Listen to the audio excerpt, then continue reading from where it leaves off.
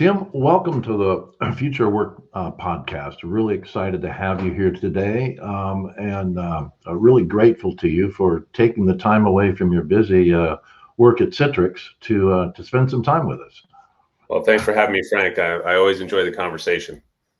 For our guests out there today, I want to introduce Tim Minahan. Tim's the Executive Vice President of Business Strategy at Citrix, where he has a proactive role in helping to drive strategic initiatives and really the company's overall business strategy. In addition, he leads operations for the company's vision of securely delivering the world's most important apps and data that enable people and businesses to work better. And Tim, I've had a personal experience with Citrix, I think, for 20 years. I mean, the very first, some of the very first go-to systems we were using to work remotely for ourselves, and we are a remote company globally, we're all Citrix based. So I have personal experience with what you guys do, and you are true leaders in this sector. And what do you see going on in change, and how is it impacting people, not just technology? Because Right. when we talk about remote work, everything we talk about has to say, well, the people. Forget the technology. The technology is just a tool that the people have to use. So how is this impacting? Yeah, well, Frank, like you said, Citrix has been a pioneer in remote access and remote collaboration. We've been talking like you about the future of work for quite a while now. The thing is, with the global pandemic and this kind of unplanned work from home experiment we've all been going through for the past 15, 16 months, the future of work's coming a heck of a lot faster than any of us probably even imagined. And companies now are really shining a light on not just digital transformation, but the role of employee experience. And a lot of this dialogue is around where people work. Will people go back to the office? Will they be hybrid? Will they be fully remote? But the real smart companies are also thinking about two other aspects of how work is changing. So who does the work, right? If you can think back pre-pandemic, we were struggling with a major talent shortage, a shortage of 95 million medium to high skilled workers, the most acute talent crunch being in areas that are required to modernize and digitize your business, things like cloud and analytics and security. And those are still out there. And so companies are beginning to say, hey, as we roll back, we know this remote work thing can work. Let's not just look at hiring talent around one of our work hubs, but let's look at hiring talent where they want to live, right? So we can reach talent, give them the tools they need to be productive and engaged. But also let's look beyond that and think about not just hiring full-time talent, but also looking at hiring contractors that have that expertise that I need to modernize my business. And then the third one, which I think could be a good topic for our dialogue today, is the rethinking how people work. Because in a distributed environment, there's a real opportunity or a risk of a highly inequitable work environment. When we were all remote, it was easy. We all had the same shared same size screen. Right, We did our Zoom calls. We all had access to the same information in the same way. But as you rotate some people back to the office and some people remotely working on the same teams, there's a real risk of people being isolated or not part of not being in, quote, the room where it happens. And companies really need to think through that, both from a technology standpoint and how they're going to enable a more equitable sharing of information and collaboration, but also policies and cultural norms to say it's okay if someone's in the room, in a conference room, and someone's 3,000 miles away. Let's foster ways for them to collaborate better. Well, it's funny. You mentioned the room where it happens, so you're already showing some anachronisms there. And it's really the place. And the place, I think, as we look forward more and more, is a digital environment as opposed to a physical environment. And how to bring people together. And I was mentioning before, we went on the air here, we were talking a little bit, and I was mentioning going back into the late 80s and early 90s during the Clean Air Act, old telecommuting days. Right. one of the biggest problems then is the same problem you're facing now. And it's, gosh, if I'm not in the office, nobody sees me and I'm off the fast track. Right. My career might be threatened if I'm not in the middle of the action.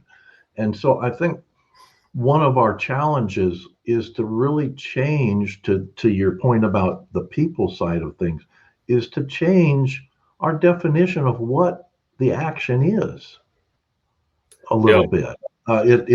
Is the action who's coolest in the conference room and takes the leadership role and something like that, or is the action about who's the most productive or the most creative with their personal time and is able to share it on a global basis now, not just on a local basis, with teams that can work 24/7 around the clock because of global structures, as opposed to just 9 to 5 with an hour of commuting on each end in a stinky train.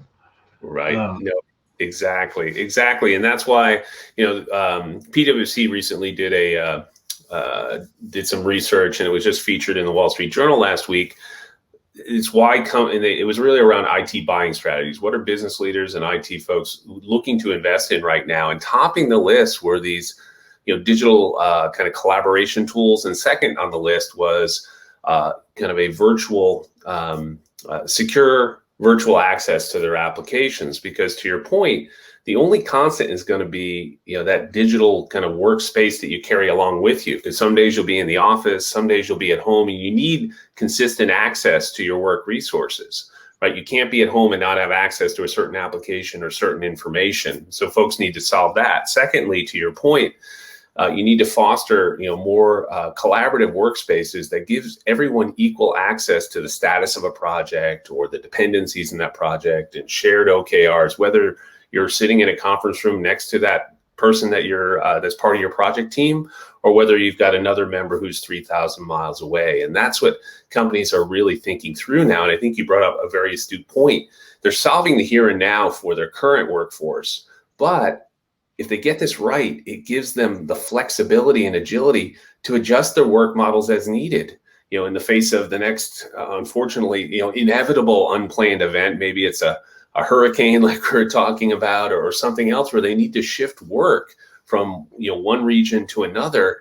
If they have this connective tissue of this digital workspace that everyone has access to those resources, if they can shift those workloads around the world, they can really drive a higher level of business continuity than they could have traditionally, where certain work got done in one work hub and certain work got done in another. No, I really think you're right. So much of our officing environment is picked up from manufacturing, if you will, industrial revolutionary leftovers, if you will. And thanks, Henry Ford. well, it worked. It worked for a while, and it still works in many concepts overall. But when you address the future of work, as you said, when I think about it, this isn't some like, oh, in the future we're going to see this. Well, yeah, it's going to change, of course. But the future is this afternoon. Yes. It's not like 5 years from now. But if we don't address things and look at the future as a real time structure, as opposed to some mythical time out a number of years, then companies are going to miss what's going on. So I think the future is now. It is this afternoon. It's not 4 years from now. And you have to set your strategic planning. At least this is my view. You're the professional strategic planner, so you tell me. But it's my view that we have to be evolving continuously, not in chunks, because if we do it in chunks, by the time we've achieved that singular evolutionary step, we're already going to be behind. Yeah. No, I fully agree with that. And what do they say? The never waste a good crisis, right? Winston Churchill said that. Yeah. And I think the smarter companies are taking that to heart, right? They know they're not rotating back to the way work was, because it wasn't effective. It wasn't perfect. You had a lot of disengagement at work. You had a lot of challenges, like we talked about, with talent. And so if they look at, what the the pandemic did when we all went to work from home is it proved both to employers and employees that, you know what, there is another model. Work can indeed happen outside the office. But making that successful, we also recognize that we need different tools, different policies, different cultural norms to foster a digital work environment that allows employees to be productive and creative and collaborate and still be engaged, even though they're not, sitting in the same building every day, every week. And you flash forward, the third thing is the role of technology has become even more important. We always knew it was important, but I think companies really kind of open up their minds to the idea that, hey, the one constant norm is going to be the technologies I provide to that employee if they're going to be working across all of these different locations. And so companies are trying to figure out that combination of the physical workspace.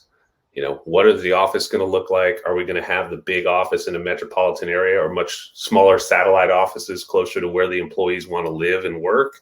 The digital workspace, what tools are we going to provide? How are we going to foster continuous access and secure access to the work resources an employee needs? What kind of collaborative environments are we going to provide them? And then the culture, if you will, the policies and the like that make it okay if you're not physically in the office, that you're still part of the team, that you're still working, you're still productive, and you're still engaged. Well, so much of the office environment that we've seen were really almost part of branding strategies. Look at what Apple and Google and different companies have done. Look at you referenced, thank you, Henry Ford. Look at what old manufacturing companies have done that have been historically very successful. They built monuments to themselves physically to prove that their brand had stability. And all you have to do is drive around Manhattan, or fly around Manhattan's better, and see all the buildings with somebody's name on it. Okay, and so that is going to change. The companies having physical monuments to themselves as a place where they bring everyone in to work, that's done. That game's done. It's just done, period. Yeah. It's over. Okay, it's over. And so a restructuring of core brand values of companies has to be part of this, to say, really, what's most important in the way we present ourselves to our customers and the way we service those customers. And if you think about it, we did a study back in 79 or 80 when we first started our company. We hired some marketing company to tell us, all the things we needed to know about building business centers, or what were executive suites back in 79, 80 when we started. And they made a simple statement that has not changed today. It says, people would rather be 5 minutes from their office and 30 minutes have their office 5 minutes from their home and 30 minutes from their clients, rather than have their office 5 minutes from their clients and 30 minutes from their home. Pretty basic stuff, right? Yeah. But when you think about what we're talking about today, it's the same thing. People want to work where they can go and grab a sandwich for lunch. They don't want to have to commute an hour and a half, particularly on public transportation, which we don't trust anymore. Right. To get to a job that isolates them from their family life, from their whole purpose for working. That's the big shift we've seen, and unfortunately, in some areas, the hour and a half was the light commute. But exactly. We just conducted a survey here at Citrix that were entitled "Born Digital." So those workers born after 1997, the millennials and the Gen Z, where we surveyed over 2,000 knowledge workers, in that group, and over 1,000 business leaders in 10 different countries.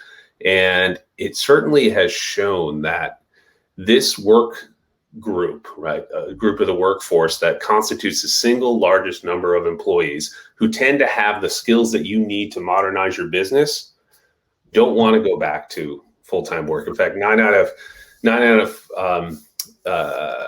9 out of 10 of those born digital employees don't want to return full time to the office for their work post pandemic, and they prefer a hybrid model. Over half, want to remain working from home most or all of the time, and that's in a big disconnect right now between what the leaders we interviewed said, who said, hey, 60% almost believe that the younger workers will want to spend most of all of their time working in the office. And that's just one aspect. That's the where aspect.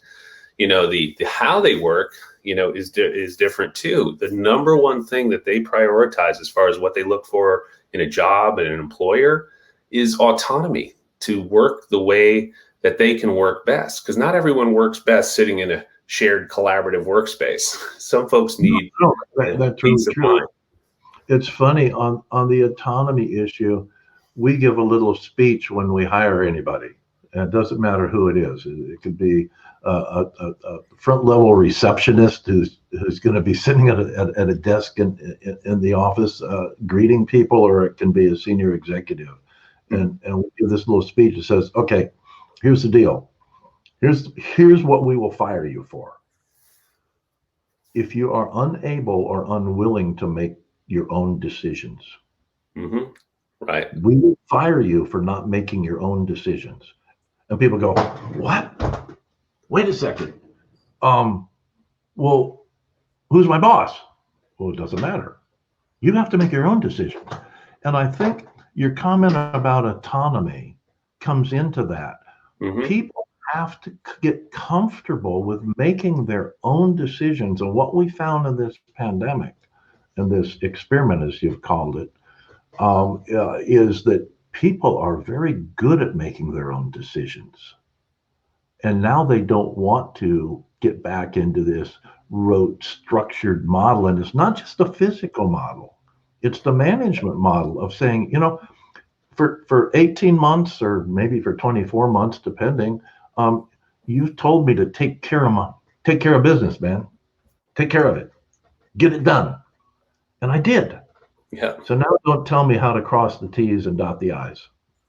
So there's a lot of that going on, not just the physicality. And I think, again, it all comes down to not technology and not office space and this and that, but it comes down to how do you employ people in such a way that they have a satisfactory work environment, that they're really saying, I'm doing what I want to do, and yet still have it stream in and contribute to the whole. And just that you can have people be too independent and it never streams in. So there's where the challenge is. And all the studies that you've done around your born digital, I think is fascinating, by the way.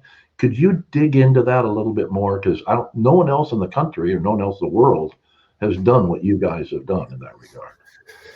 Yeah, certainly. And I think it does break down along those kind of where, who, and how, like where work gets done. Like I just said, 9 out of 10, want that flexibility to, work in a more hybrid environment, or over half want the predominant place of where they work to be remote. They understand that there's value in coming together, but for a purpose. Right. I have a purpose to collaborate with my teammates around planning or the like, and I want to come together for that. I have a purpose to, to meet with clients and partners, or I have a purpose, candidly, just to build those social bonds and come together for that. But I don't necessarily need to punch a virtual clock. So there's that one. The second one is, really around, we talked about the who, and that's more around workforce strategy. A lot of workers have gone to become freelancers throughout this pandemic, wanting to choose the jobs they take and who they take them with more than, having a certain badge at a certain company. And then the how they work. We talked about autonomy and what they prioritize. That surprised me that came to the top of the list, above compensation, above strong and visible leadership. But I think the last part is on how they work is, and I recognize this myself, I might look younger than I am, but I have a lot younger workers, working on my team, and the way they communicate, right? They're communicating in instant message apps like Slack and WhatsApp, and they bring that into the workplace. Yet our research found that, while over 80% of this born digital group of workers, the single largest group of the workforce, is communicating and prefers to communicate this way, share things in short bursts with certain teams or groups, only 26% of business leaders like using these apps for work. And so there's that disconnect. You've got to meet them where they are, not just in where they want to work or who does the work and in what capacity, but also how they want to work. What allows them to be productive and creative and innovative and bring value to the company. Well, you referenced earlier contractors, being able to get the best people for the job. And so all of a sudden, now we're dealing with time and distance. And if half of your team, or if your team is scattered all over, I know my morning this morning started in the Middle East, and now I'm working my way with the sun towards the west. And so I started in a time zone that was 11 hours different than my current time zone. And I will end up this afternoon maybe in Sydney, which is tomorrow. Right. So a lot of people. 4 different clients, though, I would imagine, too, right? Different clients, different projects, different projects. Different projects entirely, yeah. The point is, more and more companies are working like that with their distributed workforces. Okay, so the tools that you use to create a singular culture for not just a successful project, but creating a singular culture is critically important when you're crossing time zones, when you're crossing national cultures, when you're crossing multiple economies, multiple political environments, et cetera. As you move around to these various contract structures, that's a critical thing. And I know we've always been a global company, and by having people in different parts, we're operating in 54 countries, and by having people in different parts of the world, there's a lot of discussion today about diversity. For all variety of types of diversity, but we've always believed, and I think this plays to your contractor issue too, that our differences that we learned from each other by having offices in different places, as opposed to centralized, made us much stronger and much more agile as a company. Yep. And so, how do you see that playing with today's world overall? Yeah, it's a great question. I'll answer it in 2 different angles. First, on the diversity and inclusion part, we have certain customers, Teleperformance, a big BPO provider. There's another high tech manufacturer that are saying, hey, this remote work experiment we went through has proven that work can be done outside the office. We can use the same technologies and the same policies and approaches now to reach new talent, not just outside of commuting distance from our office, but reach new talent and skills that are much more diverse. And so they're reaching into building staffing and hiring folks in inner cities like Detroit, for example, to bring that diversity and inclusion into their strategies. So that's one aspect that we've kind of liberated that opportunity. Whereas before, maybe you didn't have as diverse a pool in the city or location where you had your work hub. And now that doesn't matter. Now, on the other side, to your point around freelancers and contractors, as I said, a large tranche, almost I'm going to get my numbers right, somewhere between 2 and 2.5 million U.S. workers alone transition to become freelance workers, during the pandemic, right? Just adding to the roles. And what companies have realized is a lot of these same technologies and approaches they've used for remote work allows them to tap into those skill sets, even on a temporary basis. And so, with Citrix, that means they come to us to use our digital workspace technologies or our virtual desktop technologies to onboard these folks, to give them access to the work resources on a temporary basis or on a project basis without necessarily giving them a laptop or full access to their networks and the like. And I'll close out with this. We have a close partner you may have heard of, Upwork, right? This is a marketplace for freelance workers. And they came to us a few years ago and said, hey, we're the leader. People come to us because we have all these skilled workers, but there's this last mile after we connect a client with talent. They're like, oh no, now what do I do? I got to give them access to my systems. I've got to give them access to a laptop. And instead they're like, hey, why don't we just use this digital workspace to only give them access to the components of certain apps, certain information, certain collaborative spaces. And then we can turn that off just as easily. So we don't need to buy them a new laptop or ship them a device. We could do this remotely. And so it allows much more agility and flexibility in your staffing models. Well, it's funny. My wife's law firm uses your virtual desktop model. Right. And the good news is it's very effective. The bad news is she works everywhere. That's true. Have a problem with it. But I think that is critically important. And using Upwork as a good example, a company that most of us should be familiar with if we're not. So if you're not, figure it out. But that whole model of new independent contractors, freelancers that are coming along, combined with the fact that most major companies, Citrix included, are hiring contractors permanently. Those contractors from what we've seen in our business, working with legal services companies, are all now forming professional entities. Right. You didn't just hire Frank, you hired Frank LLC. Okay. And so there's a whole movement there to professionalize the contracting model into micro businesses that have a higher sense of responsibility and all of that. So it's going to be interesting to watch what's going on. You guys are looking forward, not just to the next 6 months or 12 months. It's not like, how do I restart my hybrid? You guys are going way forward in that. What do you see in 10 years? What do you see in your 2035 project? Exactly. We have a project, Work 2035, where we partnered with certain researchers, academia, some governmental entities, and even some clients to say, hey, what is work going to look like in 15 years. Now, we did this through the course of 2019, not expecting 2020 would turn out as it is.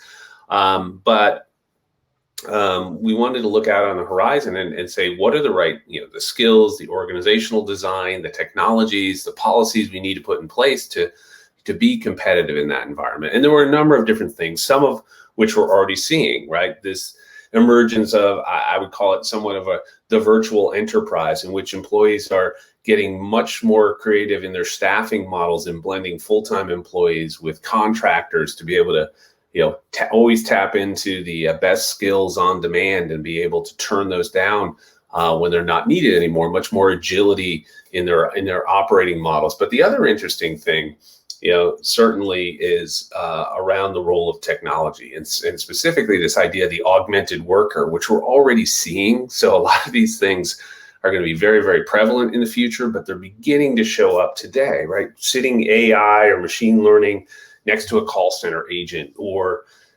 a bank loan officer, and being able to elevate their skill set, being able to, take care of the tactical menial tasks so that they can be more focused on the client needs and provide a better service. And so I think we're going to see this massive elevation of skill set. And I'll give an example of one of our own customers that's using that, City National Bank out of Florida, and they're using our workspace, and they've built these cross-application workflows using our tools we call them micro apps that reached into their CRM system, their loan system and the like. And they did it just before the pandemic, but it allowed them to go fully remote and process years worth of loans in the first 6 months of the pandemic by guiding those loan officers to the next logical step, and not only allowing them to be more efficient, but literally elevating the skill set of every loan officer to perform like their best loan officer. And this type of augmented worker, I think, is one of the more intriguing things that seems to be on the forefront of how people are viewing this future of work. Well, yeah, what you're really talking about is a mental cyborg. Uh, in many respects, where you are augmenting the worker with a lot of additional layers of intelligence. Mm-hmm. On the one hand, on the other hand, what we're seeing is small businesses in particular have a hard time connecting all these dots. Mm-hmm. They don't have the resources overall. And so while we're in the virtual office business, that this is our core business, remote working and virtual officing, we are actually in the position now of creating a virtual office manager, someone who is able to take the SME client and connect all those dots together for Right. them. And the augmentation is a human resource as opposed to who understands all the ties to this technology, as opposed to purely a technology resource. So much of business is done by small companies, not just by large companies. The majority of it is done Absolutely. by small companies. And I think So that's an excellent example. People, you use the word cyborg, like people are afraid that, AI and the bots are going to take their jobs, and there may be a certain category of jobs that can be automated, but for the most part, it's creating new jobs. You have a new role you just created to be able to connect those dots, right? You have people that need to build those algorithms into the machine learning or AI engines. You have people that need to provide security around that or other things. So there's going to be data scientists, right? There's going to be a whole emergence of entirely new roles to knit this together. Certainly for the small businesses, but literally for every organization. no, I really believe you're right. Um, we're running out of time here. Give us one parting shot, something amazing. I put you on the spot with that. I'm sorry. But what's the one thing that you think is going to have the most impact on the future of work in the next 5 years? Yeah, certainly. I think it is the combination of the things that we talked about. The big thing, the big meta thing, is that the social contract between employer and employee has been kind of inverted, where employees now feel empowered to work where they want, how they want, with whom they want.